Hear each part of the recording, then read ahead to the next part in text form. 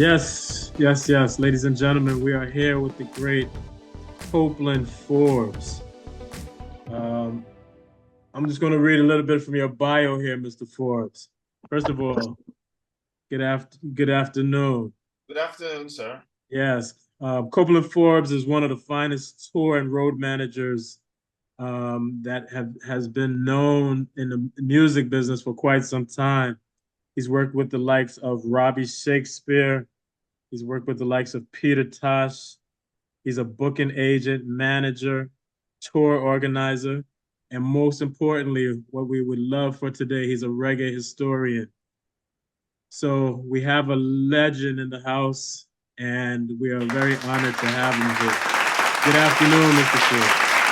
Good afternoon, sir. Thanks for having me. It's a great pleasure, so we can put this to fruition, which is a very important piece of history that we're going to unfold here. Absolutely, absolutely. After reading your book, so typically when I receive a book, I'll glimpse through pages of it and just take some notes here and there, and I'll get a good feel for the story. But I got to be honest. Maybe it's because I have a passion for the people you were speaking of and the stories, but I couldn't put that book down. I read it from head to tail, and that is the truth. I couldn't believe it. I said, "Wow, that You're was not the only one who has said that exact word. Everybody, I just got a call from Australia from this girl, Il Omana, who used to write for Billboard magazine, and yeah, she used the same exact word. She said she wow, can't put it down. She every time she get a chance, even if she had to go back over them yeah, again, because they're yeah, so exciting and intriguing, so to yes, speak. yes, yes, yes, yes, yes." Let me start off by asking you, well, if you can give us some information about yourself other than what we read. Tell us what makes you tick, Mr. Forbes? Yeah, well, I actually was born in Jonestown from a family of 12, you know, and lived mostly with my mom because my father was come and going, come and going. Every time my father visited the house, my mother would get pregnant, and ended up at the line in the hospital, as you see in the book, At one point, they used to say, every time she's leaving, they said, okay, Mrs. Forbes, see you next year. And she was back, So we grew up in that area, but then we moved because things get a little tough now, bringing up 12 children. We Yeah, moved now to a place named Ghost Town. Now, Ghost Town is a part of Trenchtown, but there is no concrete street. There's the dirt road. And yeah, then from there, we started migrating. I was the first to start traveling in my family. Matter of fact, I was a member of the Boy Scout, which I am. I accredit a lot of the stuff them that I did in my life to them because it's through them why I was able to accomplish a lot of things, even in the music business. So I became a Queen Scout in there at All Saints School with and I got the Duke of Edinburgh Gold Award. Here's me here. is that you? Yeah. You So got the socks. The socks are right up yeah, to the knees, huh? gave me a lot of opportunities to Yeah. travel, to accomplish things, and Yes. even I when I was selected to be the youngest mayor of Kingston at 18 years of age, I was the Mm. mayor of Kingston for a day.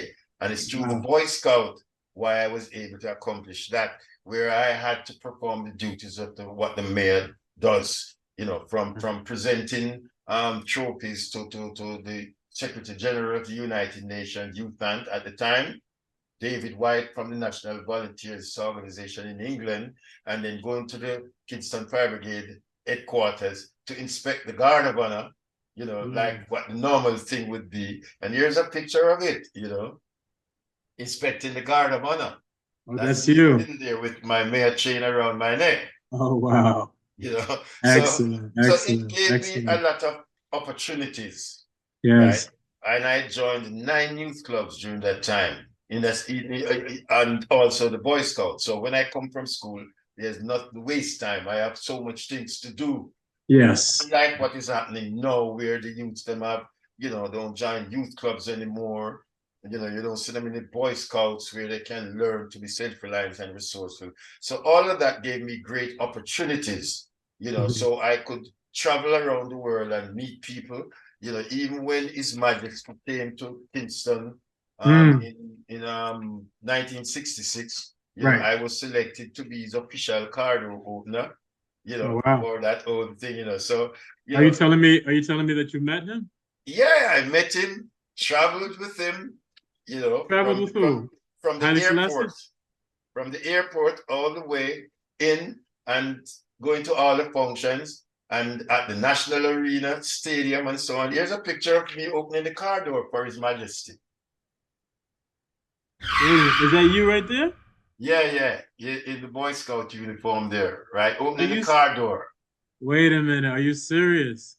you know. So I need it that gave me picture. so I much need great that picture. opportunity. I did it. You would see it in the book too, where the royal family, when they came to Jamaica in Mm, '62 for the right. Jamaica's independence celebration, I was selected again to travel with the royal family, you know, to be the official car door opener for them too, you know. So, you know, Wow. started then in 1962 first. And then I went on and I did it for the Duke of Edinburgh when he came to open the National Arena in Hmm. Jamaica and to open the Commonwealth Games. I was selected to travel with them to and be his official card opener. I did it for the Queen when she came here, the Queen Mother, right? And Yeah. His Majesty in 1966. And then we were getting ready to prepare for President Kennedy's visit, you know, Yes. when on that 22nd day of November, Yes. 1963, you know, Yeah. when we Yeah. got the news that he was assassinated, you know. So Mm, the yes. Boy Yes. Scout gave me a lot of opportunities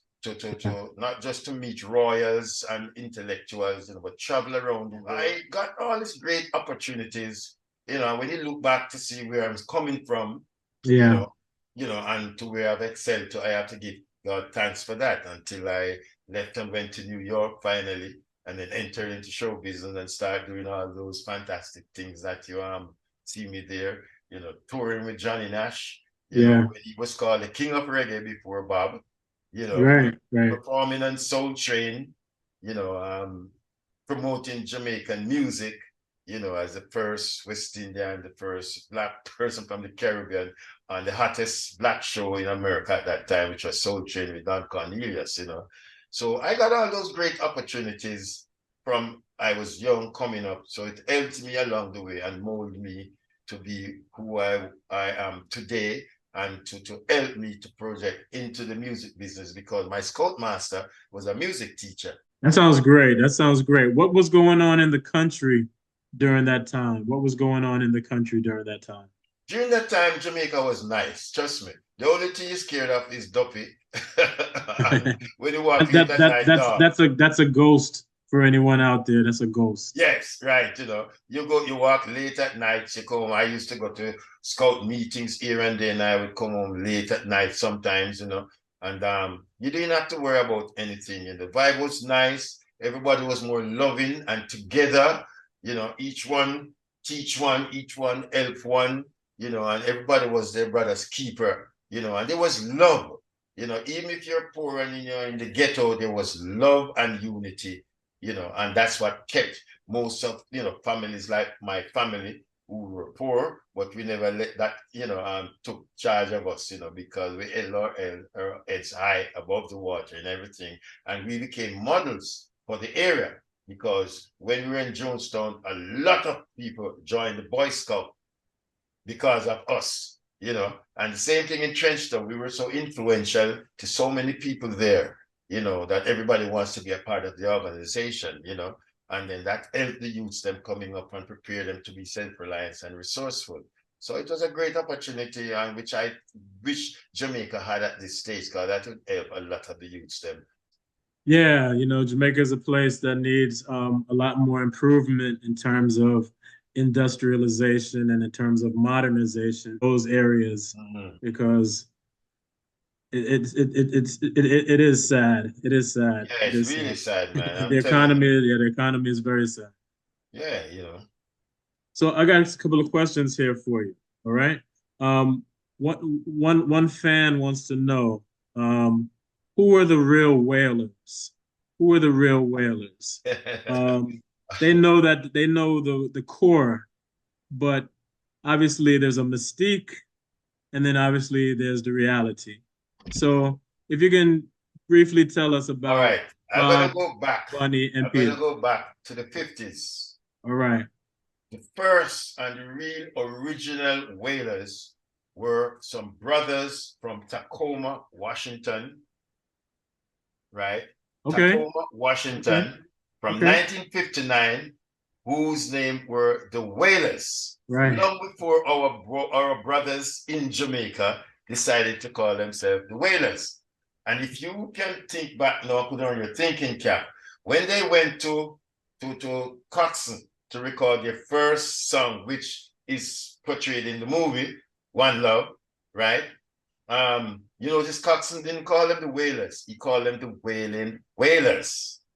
Coxsone was a member of the farmer program and he traveled a lot overseas. And I think he realized that there was a group named the Wailers, right? So instead of calling them the Wailers, when he recorded their album, he said the Wailing Wailers. And then sometimes he would classify them as the Wailing Rude Boy Wailers when they were singing the Rude Boy songs. Yeah, when the group started, it was 6 people in the group. Sure. Right? The 3 brothers that the world know now, Bunny, Peter, and Bob. Then you have Junior Brathwaite. And then you have Beverly Kelso and Cherry Smith. So 4 boys and 2 girls, right? Tell us those names again. The name was Bob Marley, Peter Tosh, Bunny Wailer, Junior Brathwaite, Beverly Kelso, and Cherry Smith.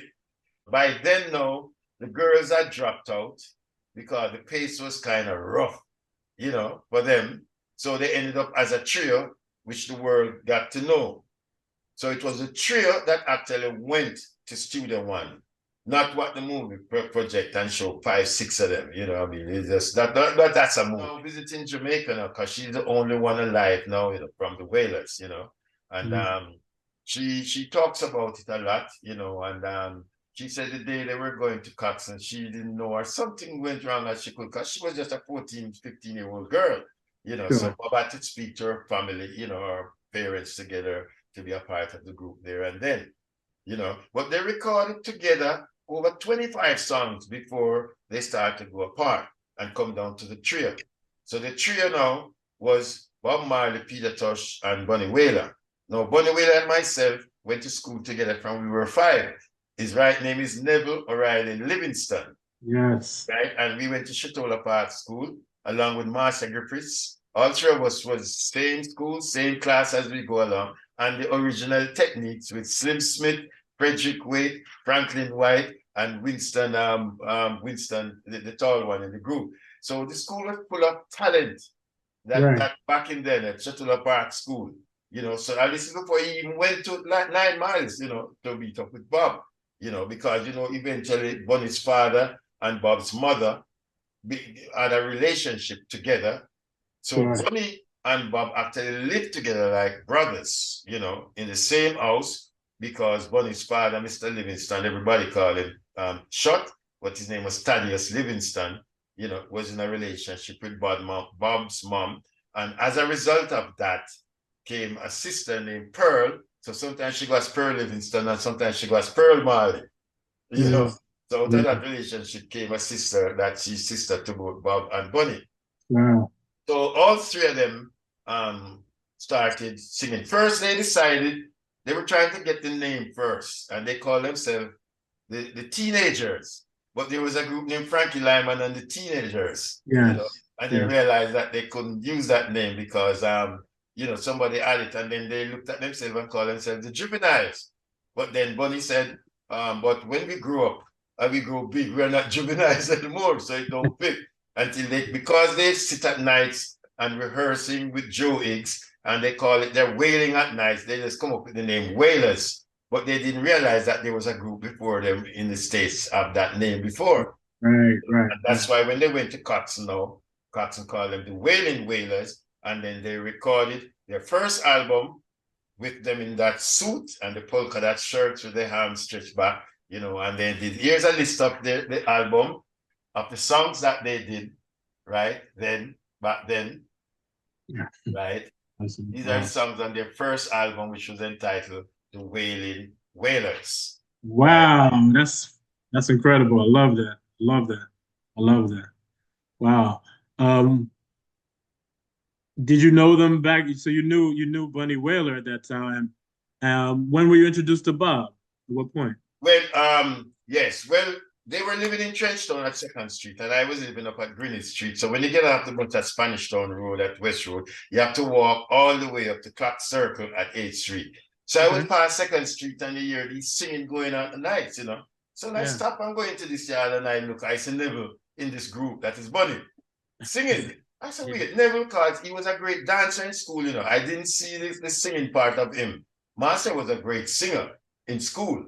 You know, I mean, she wasn't Marcia then, she was Lynette, because her right name is Lynette, right? Griffiths. So she was a great singer in school.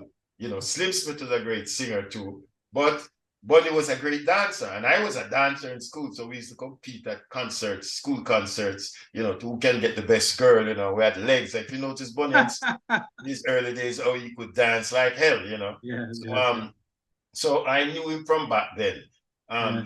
I never met Peter and Bob until 1973 officially. I saw them rehearsing, but didn't know them as close until 1973 after when they signed with Island Records, right, and did their first album, Catch a Fire, Mm. right, and then after they went to the UK to do their first tour to promote the Catch a Fire album.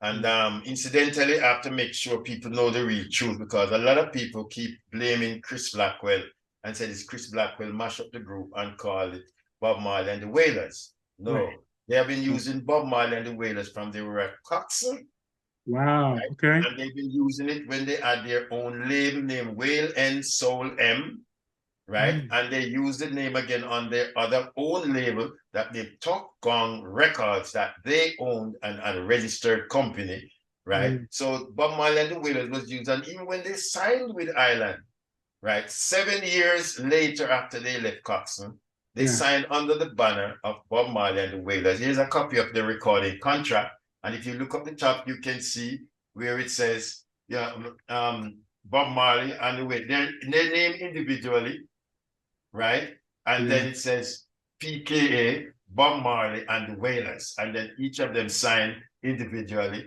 Down the bottom, that's their signature right there. So they signed with Island under the banner of Bob Marley and the Wailers. After that first tour, Bunny decided to leave the group, right? That's when he quit the group, 1973, after the first tour to promote their Catch a Fire album, Yeah. 1973, he quit the group. And there's a lot of different misconception of why he left. There was in Jamaica, they had the same, not flying on an iron bird anymore. Remember that little thing was going around. But the Yeah. real fact about it is that, and I spoke to him one-on-one, you know, and he told me definitely that after the tour was finished, he got a financial statement from Island Records, right? And it is showing that they, the Wailers, owe the record company money after this tour. And he's saying, how could we who work owe them money and it's not them work, it's them, Yeah. it's we work, so they should owe us. But he didn't understand what tour Show support business. meant. Right. Right. Right, that as a young group coming up, right, record company will give you tour advances to take care of all the expenses because you're not a great attraction yet, you know. So they would spend money and it's called advance against royalty. But after Okay. each tour or anything, they would give you a financial statement. So you look at it and you can go through it. Well, he didn't understand what tour support mean, you Yeah. see. So he took it personally and said that they're robbing him because the group could owe them money and the company never worked. It's Wailers work, you know. So you don't realize that sometimes a record company has to pay a promoter money to put them on a show, you know. Right. I went through that with some of my acts where the record company pay a promoter because you're not known. You may be known in Jamaica, but you're not known in that region. So to Right. get you on big shows, they have to pull all kind of strategic movement. And this was one of them to buy airfares to bring them over, you know, and put them up in hotel. You're not garnishing enough money yet to pay for that. So the record company put that up front. So Bunny quit the group. As a matter of fact, Peter told me, and a guy who worked with him told me that Bunny was even trying to get Peter to leave at the time to when he was leaving, because they were very close friends. But it was Peter's girlfriend named Yvonne, the one that crashed with him in the car crash and died. She was the one that forced him and tell him, you know, no, you have your work to do. Because they had a big tour set up now for the United States to tour, you know, to promote the album on the US leg. Right. No, I mean, Bunny has never been to some of these venues in the United States, and he started classing the venues that there are free clubs, and him not going into these places. One of the venues, they named the Bottom Line. You know, there's a big club in New York. I mean, it's not big inside, but it's small, but it's big in terms of attraction. Rock groups play there, record company executive go there and out. So it's a club everybody wants to go in. So a record company can see you and pick you up and think. But because the name of it was Bottom Line, you know, that's the band, you know, so white up the name Bottom. You're not going on a place named the Bottom, right? No, you're going to places now like Max Kansas City, right? In New York. And we're going to be opening for Bruce Springsteen. Wow. Right? And this is 1973. He's going to be opening for Bruce. The group is opening for Bruce Springsteen at Max Kansas City. You're playing in a place named Paul's Mall up in Massachusetts, where groups like Eddie Kendricks and all the big groups them play there. You can see the thing here, Paul's Mall, and see all the groups them that play there, you know, where you can see. And the Wailers are scheduled to play at these venues too. Right? What year was that? Yeah, this was 1973. 1973. You see, right? And they're playing at Paul's Mall. So these were the venues that was lined up for them to tour in the US. Right. Bunny left the group and went home, right? So I had to bring in Joe Higgs, who was the tutor. He was the one that was actually grooming them for the future. He taught them harmony structures and everything. Sure. And the fact that he knew the songs, then he was the one that was brought in, right? And he came in and fit in for Bunny, temporarily hoping, everybody was hoping that Bunny would come back. That's when I actually joined the group now in New York, because I was taken down to the Chelsea Hotel at 23rd Street, where they were staying while they were playing at Max Kansas City, right? And by a Jamaican journalist named G. Fitzbarkley, right? And he took me down to meet Bob, right? And we sat in this room at the Chelsea Hotel. And then Bob asked me just a few questions. What month I was born? I tell him August. He said, what date? I said the first. He said, well, you're a born leader. You know, just like that. Your birthday is August 1st? August 1st, you know. And he just said to me, you're a born leader. You're like Marcus Garvey.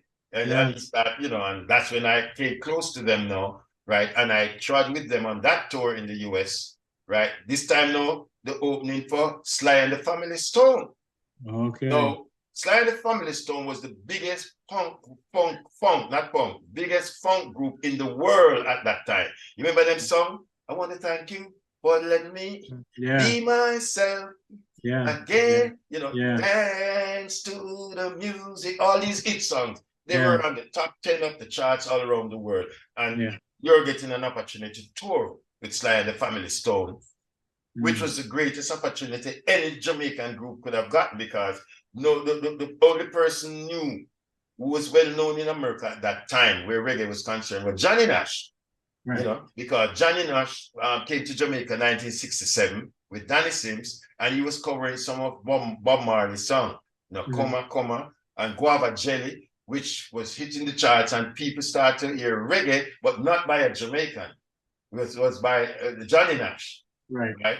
Bob's name became synonymous, and the Wailers' name became synonymous when Eric Clapton covered I Shot the Sheriff, right? And while he was in the States on tour on Peter's birthday, October 1973, Island released the second album titled Burning, you know. So that track was out, so people start identifying the Wailers now with that big song that Eric Clapton did, realizing it is a Jamaican song by the Wailers. So that helped the profile for a while.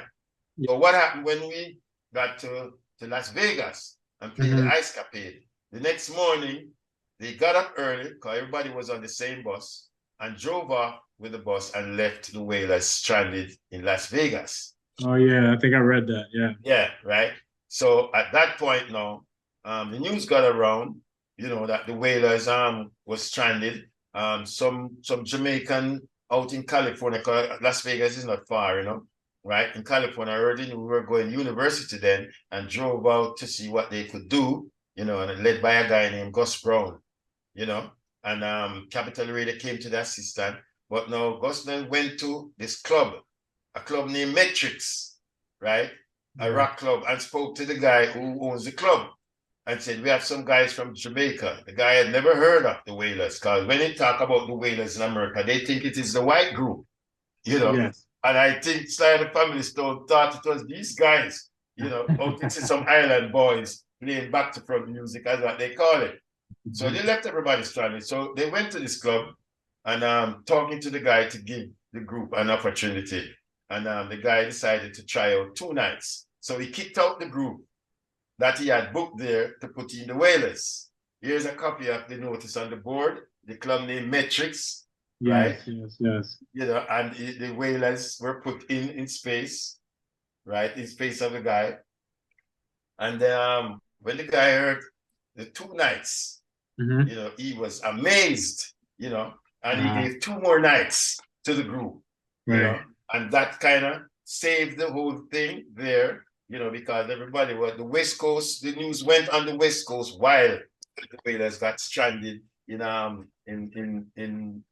Las Vegas, you know. So going through all of that, you know, I remember, you know, touring with Sly and the Family Stone was one of the greatest opportunity any group can get. See here, the picture here, you know. Yeah, $5. Wow, that was pretty cheap. Yeah, you're touring with Sly and the Family Stone. So this was the greatest opportunity. And Bunny left that because he feel differently. So Joey's fill in, and then after the tour finished now, Joey's went back to Jamaica. And the group had to go back to England to promote the Burning album. But now it was just 2 people left, 2 vocals left now. Because Joey's didn't come to England. And it was just Bob and Peter on vocals, Family Man on bass, his brother Carly on drums, and Wire on keyboard. Right. So the vocals was weak now, but Peter, being a guitarist and a good singer, was able to balance out things and so on. And then Peter got sick for a little while on the tour. I think he caught pneumonia.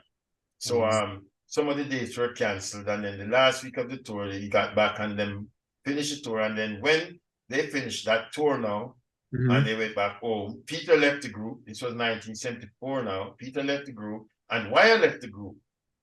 Right? So Bob was only left now with Family Man and his brother. Drum and bass, everybody gone left Bob.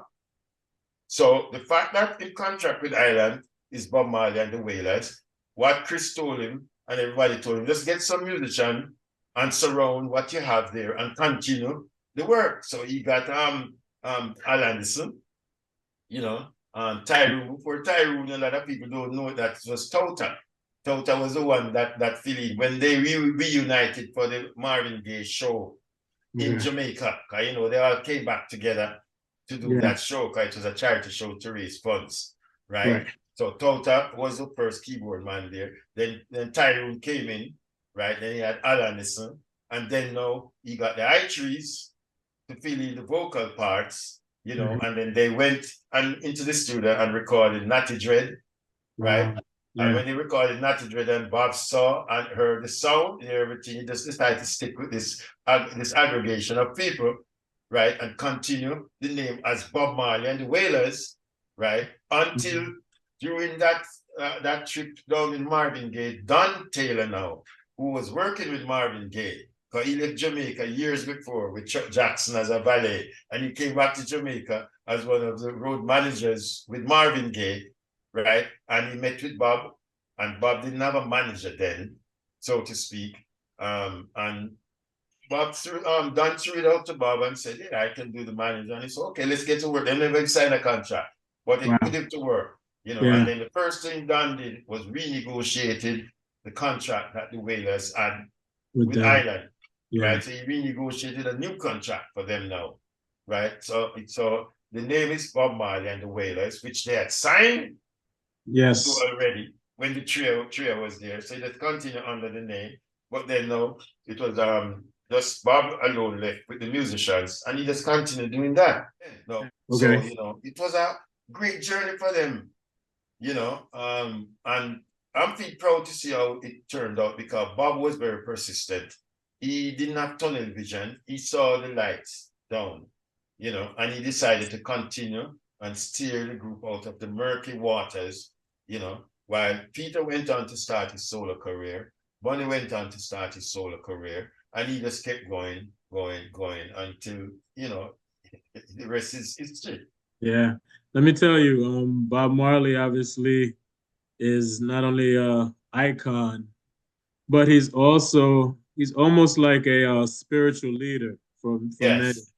Mm-hmm. You know, so the fact that he has so many biblical and morality type of verses in his music, it speaks volumes. I know that they're trying to make him, some people are trying to push for him to be a national hero. I think he deserves it more than anybody else at this Yes, I point. agree. But Yeah. I know why. I bet you if Bob wasn't a ganja smoking guru, he would have gotten it long time ago. Right. Right? You know, Okay. and he deserves it. He not only electrifies the world and educates, not just Jamaica, but the world, and he deserves it because he does a lot for Jamaica through the music, through the culture. He brought a lot of attention. Look at the last movie, right? Yeah. Within a month, look what it grossed worldwide. It Yeah. was among the top grossing movies each month. They spent Yeah. $70 million and earned over 700. You know, Yeah. Yes. Yes. so Yes. just to show what his name meant, to the world, Yeah. and to see the type of thing. He strived for peace to unite the world through love and harmony. And Yeah. as he always said, if my life is for people and if my life is for me, I don't want it. How many Jamaicans will say that? My life is for people.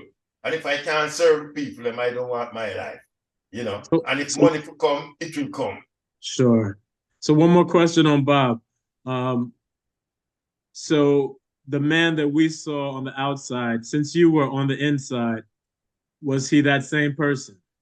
Yes, he was always loving, giving, caring, disciplined, the most disciplined entertainer I've ever seen. He's the first on the bus when you're on tour, right? And he's the first to the venue when he's going to do a show. Because when he was opening for the Commodores and he went to sound check, he didn't get any sound check. Because the Commodores were flying all kind of thing. And he said, we're not going back to the hotel, We are staying here. Anybody have clothes, go send somebody for it. And he stayed there. And when he was ready to go on stage, his keyboard guy, Wire, wasn't there. Wire went out on the street, gave his laminate to some other friend, and couldn't get back into the garden. So he started without him, because he said, listen, this is the greatest opportunity I am getting. Because one of his quests was to bring more Black people to his show because most of his concert, it was like 70, 80% whites all the time. Right. And he did a 6-day run at the Apollo Theater in 1979, but he still wasn't satisfied. So taking the job to open for the Commodores, but he wasn't even built on the show, right? It was Danny Sims who got him on the show, and he struck a deal with Frankie Crocker, who was the promoter for the show, to give airplays for Bob's song, Could You Be Loved? Because Frankie Crocker called it the fast song, right? In lieu of Bob performing on the show. Bob got peanut and tell him to give it to the band because he wants to bring more Black people to his concert, and he won over that night. So he was very disciplined, right? A great example, and I remember when Dennis Brown missed a show in New York at the Beacon Theater, he stayed back in New York until they found Dennis, and he came to the radio station to sit down with Dennis at Ken Williams' program. Wow. And so the Ken Williams was the promoter of that show at the Beacon Theater in 1980, and Bob stayed in New York and sat down and corrected to do the damage control, So, he loves what he's doing. He loves his art. He loves people.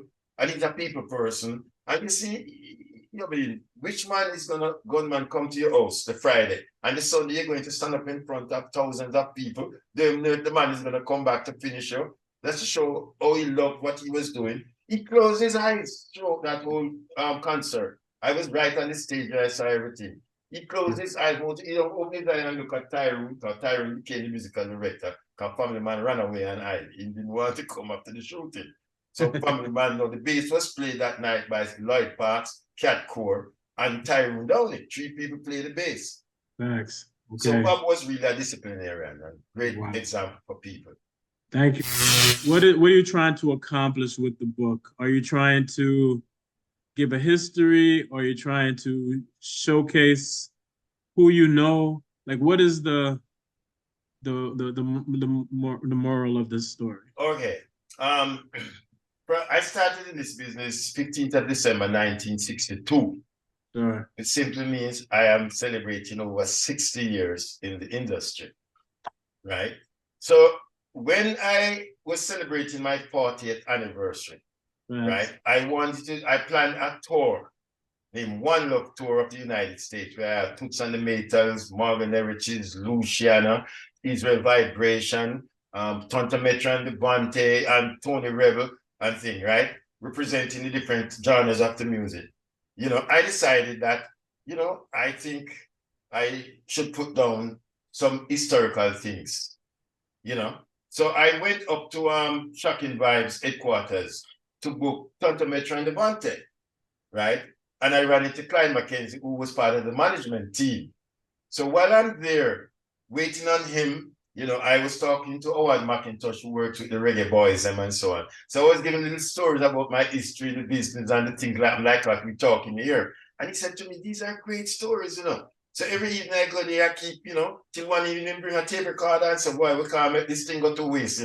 Because these are historic events. I was talking about my tours around the world, my experience taking Jimmy Cliff to South Africa, and touring with Peter Tosh, touring with the Wailers, with Blackie Uhuru, and, I worked with 98% of the artists then.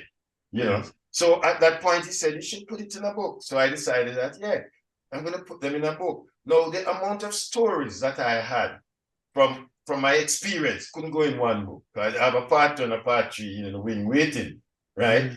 But I decided to put these together, and these are stories where when I sat with Clyde now, who I took on to do co-writing, I wrote the stories, he edited, he changed some things and fixed it nice and good and so on. And he did a fantastic job, Clyde McKenzie. We weren't want to dish on any particular person about the wrongs that they have done, and things and so on, but some of the things that you have to talk about so the young upcoming artists don't make the same mistakes like what some of them made. Right. And that's why if you look at some of the stories them in the book about some of the artists, that I've worked with and the errors them that they made and things they do and they did, it was in wrong and which it hurt their career and mess them up as they go along. I talk about it because I saw it with my own eyes, and I figure if I don't talk about it, the new ones will come up and go and do the same mistakes again. I mean, if you read the Luciana story, you'll see a whole bunch of things that people, even Luciana himself was doing an interview the other day. And when the interviewer asked him about it, he said, boy, I didn't realize that Mr. Forbes had so many great things in store for me. Yeah, I didn't know that Eddie Murphy wanted to do a song with me. I didn't know that Jimmy Jam and Terry Lewis wanted 5 songs for me for a movie, and I just wasted all that opportunity and thing. And he realized it, later on, but it was too late. So I talk about some of those things, right? I talk about the errors that some of the promoters make, some of the producers make, especially Dennis Brown, who got a raw deal through his Jamaican producer with A&M. And it's when I took over the management, I realized that it was hard to get Dennis out of the contracts, that he had with Joe Gibbs Recording Globe.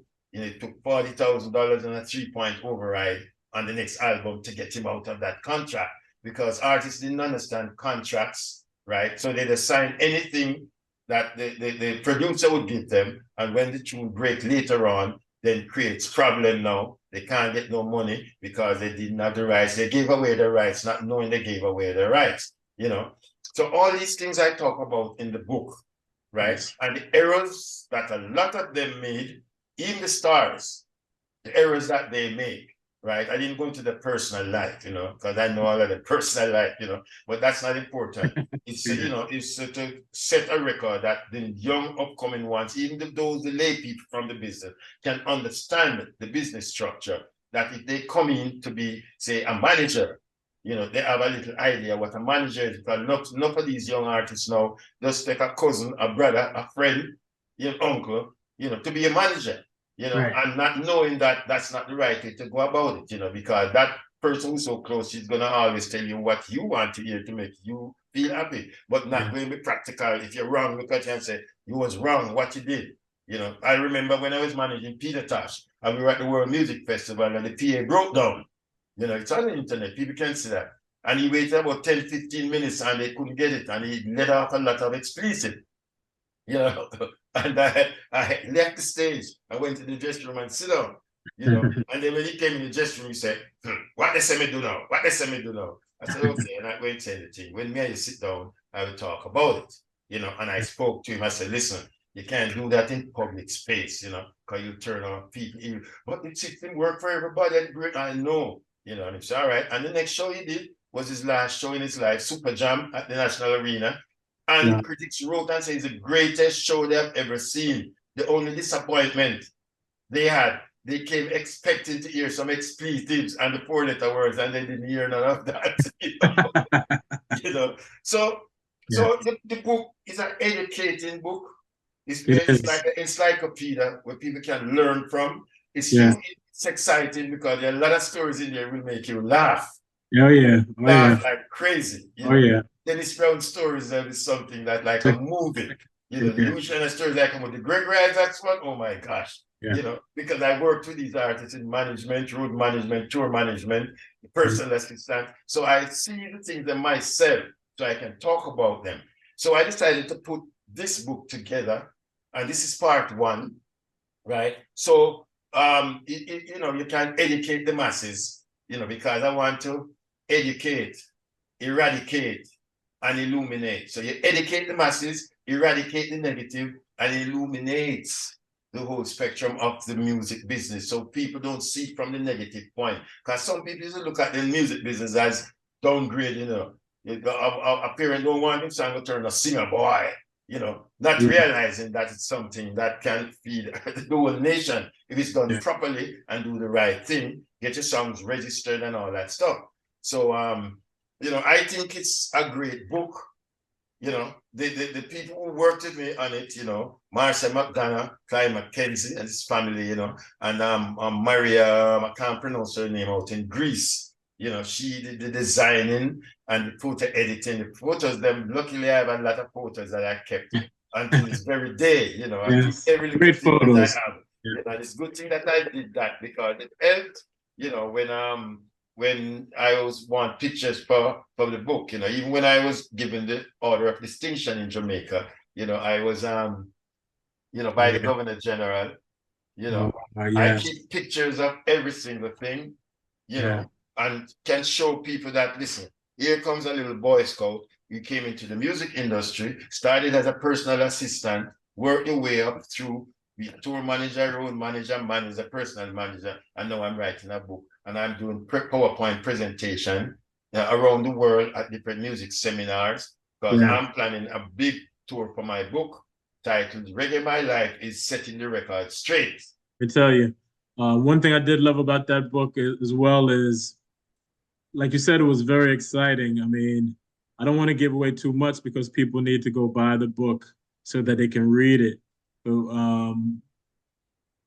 the fact you had even some, I don't want to say mobsters, but you had some gang bully members that everybody's running from, and and you can't come out the room because they're waiting for their money and they want their money, and you have to catch a flight. And this one, and let me tell you, you did a lot of dipping and ducking yourself, like you figured to get away and get out here and there. Yes, So yeah. I had to do a lot of that, man. Let me tell you something. I reached a so don't point give one time anything when I away. was on, Don't give anything away. Don't give anything yeah, away. when I was on tour, I reached a point one time I wish I didn't couldn't wake up the next morning. I know Yes. what I'm gonna face the next morning. Everybody coming to be paid. And you Yes. don't have the money to be paid because you lost a show here, you lost another gig here, you Yeah. lost it here, so you're Yeah. short by 50, 60, 70,000. And I Yes. go to bed and I said, Father, I hope I don't wake up tomorrow. I just want to keep sleeping until I wake up in another planet. But somehow it always work out that by the time I get up, I come up with a formula.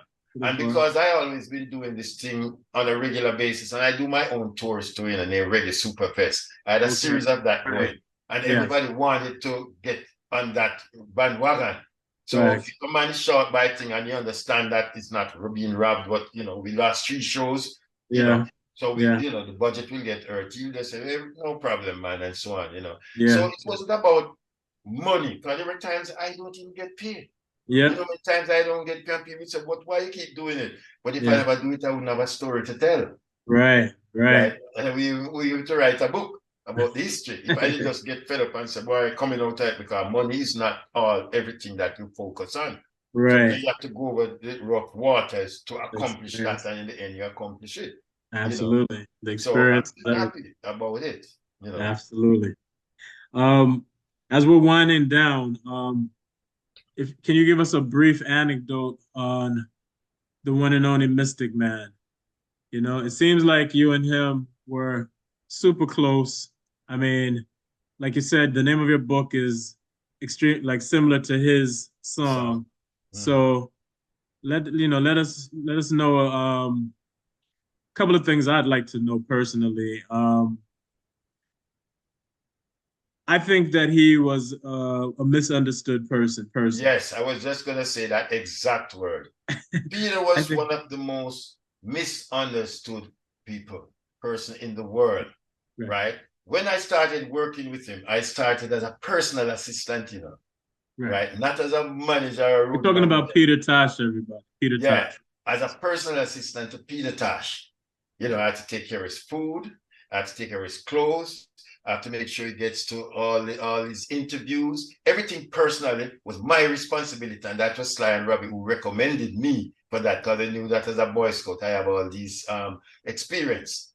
And being so close to him, you get to know the man more than even people in his band, because you get to know his personal life, And then I remember when we were in Martha's Vineyard, man, and he loved fish. And you go catch a whole bunch of fish. 11:30 the night, the man come in and say, I must steam them with okra and crackers. No, I don't know how to cook Italian food. Never cooked that in my life. I had to call my mother in New York on the phone.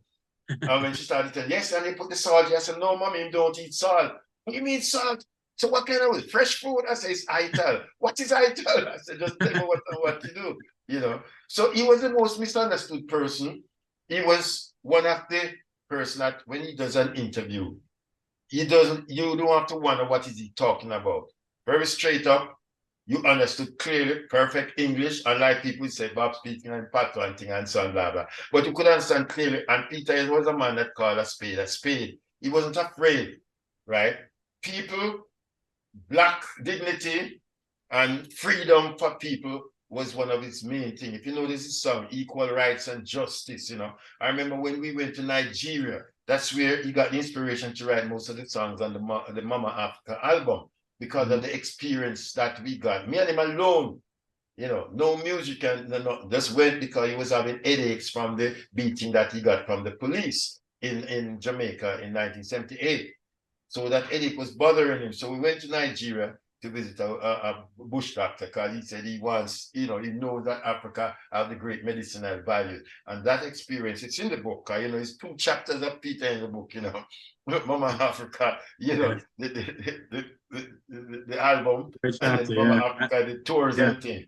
And it was one of the greatest experience I've ever had working with him. You learn a lot from him. He could tell you the medicinal value of marijuana, and he suffered the consequences of trying to get them to legalize it. Marijuana is legalized in so many places now. People are making billions of dollars from it. And he suffered the consequences. That incident in Africa where he got his head busted up, right, at the police station, 46 stitches in his head, and all he was doing was have a little split, standing up, waiting for Sly and Robbie to come to go to the studio. And a man in a plain clothes just come and grab him and start to manhandle him and carry him down to the police station, and they beat him. Because when a policeman come and look after him with his gun, and Peter, who know karate, get out of the way, and the gun hit the other policeman and tear off his face. So when they got to the police station now, and the man in charge of the police station said, Corporal Brown, oh, you bleed, son? He said, the dread mashed me down. And then Yeah. they turn on Peter and they beat him like this. So he is one of the most misunderstood person. When Rolling Stones came to the concert in 1978, the peace concert, and they saw him, they jumped quick to sign him to their label. He was the first and only artist signed to the Rolling Stones label because they saw something in this man, Yeah. and what he stood for, and he ended up touring with the Rolling Stones. Yeah. It was not planned thing, was at Berryville studio rehearsing for his next album, his first album, the Rolling Stones, and Stones were up there rehearsing for the tour. And Yeah. just Keith Richards would say, why not let Peter come on the tour with us? And then Wow. Peter Tosh and Word Son and Power was on the tour with Rolling Stones, named the Some Girls Tour, touring around the United States. Yeah. So it was, it gave him a great opportunity, and he was a talented musician. Yes. He was in the musician in the Wailers, Yeah. the Yeah. trio, because he taught Bob to play guitar. He taught Bunny Wailer too. And when Bob heard that Bunny found this tall guy and he can play guitar, Bob was intrigued. So they were like brothers, and he was really a standout person that when you see him, he very rarely smiled. So people will misunderstand the not smiling attitude, but he was serious about things he's doing. So he's saying, if you look at the songs that he wrote, over the years, I mean, yeah, that's what friends will do. They look right in your eye and tell you the wickedest lie, make you promises that never accomplishes. That's what friends do, Yes. And Yeah. even the reggae my life is you went to the doctor, and so on. And that's why I could say on my book, I could say my life is reggae, Yeah. right? But I Yeah. said reggae my life is. And my Yes. life is so many different things in reggae. So I leave the is, Yeah. and it's smooth, run smooth with Peter song reggae my life is. Yeah. Yeah. And the Yeah. fact that I worked with Peter over the years, it's Yeah. a great combination of things. And that's why he had the longest chapter in the book, Yep. because his journey, my journey with him, you don't even see anything yet. Wait till part two come out and you will see some more things All about right. Peter and his experience working with him. So he was a great example to the world. Yes, people just know him that and said it in curse bad word. That's all they could say, and him smoke ganja. Yeah. Yeah. But everybody's benefiting from all those things now that he was fighting for and struggling for and want to legalize the stuff. And so you have a medical marijuana, because he could tell you the different potence of the marijuana, so how much he had studied it. And he Yeah. usually say it on stage when he's performing, you Yeah. know. So it was a great experience for me working with him. Wow. I mean, I worked with them as a group and I worked with them individually, right? I work with Bunny even individually, and I work with Peter. I never worked with Bob individually, because by then now, when Bob was on his individual journey, I was working with Peter Tosh, I was working with Sly and Robbie, I was working with Black Hero, with Third World, managing Dennis Brown. I was with almost everybody. So I was going like a machine, Wow. around, because everybody wanted to get some of my touch within their career. And it Okay. was really intriguing, and happy that I was able to do it, because I learned a lot from all the different artists. That trip in South Africa with Yeah. Jimmy Cliff during the apartheid time, oh my God, that is something that I will always remember. And I wrote about it in the book too, so people can Excellent. always those stories in the book, Excellent. so So before we go, I just want to play like a quick 1 minute, maybe 2 minute game here. So what I'd like to do is I'm just going to say a name and just tell me like the first thought that comes to your head. I'm just going to say a name and you just tell me like the first thought that comes to your head. Okay? before you go to that, I Yeah. want to just thank Downsound Book Publishing, Joe Sure. Bogdanovich, and Clyde McKenzie for giving me the opportunity to let my book be the first book for Downsound Book Publishing. And where can we get your book? Yeah, you can just order it from Amazon. Amazon, you can get it, and you can get it Barnes and Noble, and you can get it at Target too online. So it's available all around, and you order it, and within 24 hours, it's right there on your doorstep. That's right. That's where I got my book from Amazon. So Yeah, let's go to Reggae My Life Is by Mr. Copeland Forbes, and you'll find that great book there and for a very, very good price. yeah. And it comes to you in about 2 days. So if you have Yes, Prime, exactly. Amazon Prime, you'll get that thing in 2 days. All right. So you just tell the first thing that comes to your mind. All right. So we're gonna start off with Lucky Dube. What? Who? Lucky Dube. Lucky Dube. Yeah. Yes, Lucky Dube was a No, soulder no, like. no, no. You have to just say like a one word. You have to say one word that comes to your mind about that person. So let's say if you ask me Bob Marley, and I just say legend like that. Okay. So it's just like a Mm, one word thing that just describes him in like one word like that. Okay. yeah. So Lucky Follow? Dube, great Peter Tosh inspiration. Great Peter. Okay. All right. Lucky Dube, Great Peter Tosh's bridge. All right. Dennis Brown. Oh my God, inseparable boy wonder. Since our boy one. Okay. Haile Selassie. Oh, King of Kings, Lords of Lords, conquering Lion of the tribe of Judah, elect of himself, mighty and thunderable. Wow. Okay. Africa. Africa is the land of hope. Land of Hope. Okay. Jamaica. Jamaica, the land of opportunities and one of the greatest islands on the planet Earth, talented all around. All right. America. America, a land of opportunities where you can excel to the top. Mm. Peter Tosh. Peter Tosh, the mystic man. Let's see, man. Steel Pulse. Steel Pulse, oh my gosh, I would say a roots group with messages in their songs. Okay. Two more. Mighty Diamonds. Mighty Diamonds, my schoolmates, I manage them. So when the right time come, they're gonna call for murder. When the right time comes. I love that song. Marcia Griffith. Master Griffiths, Jamaica's songbird. Um, first, what do we call her? Reggae queen. Oh, okay. Reggae. Reggae queen, yeah. Okay. Chris Blackwell. Or Jamaica entrepreneur for reggae music. Okay. Two more here. Who's this? Michael Rose. Michael Rose, fantastic singer with a great voice. And Copeland Forbes. The jack of all trades, right?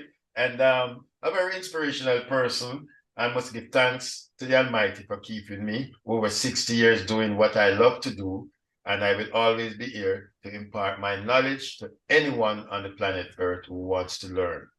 Yes, great human being. Right. Well, Mr. Forbes, I do thank you for your time. I'm going to say thank you once more, and I will be getting back to you. All yeah, right, but it's been a pleasure. It's been a pleasure, in all honesty. Thanks for having me, and my parting words are always Shabbat Shalom, Gezai Gesund, Mashlama, Abwa, Hasta la vista, Tenestelen. In Jamaica, we say, we're gone.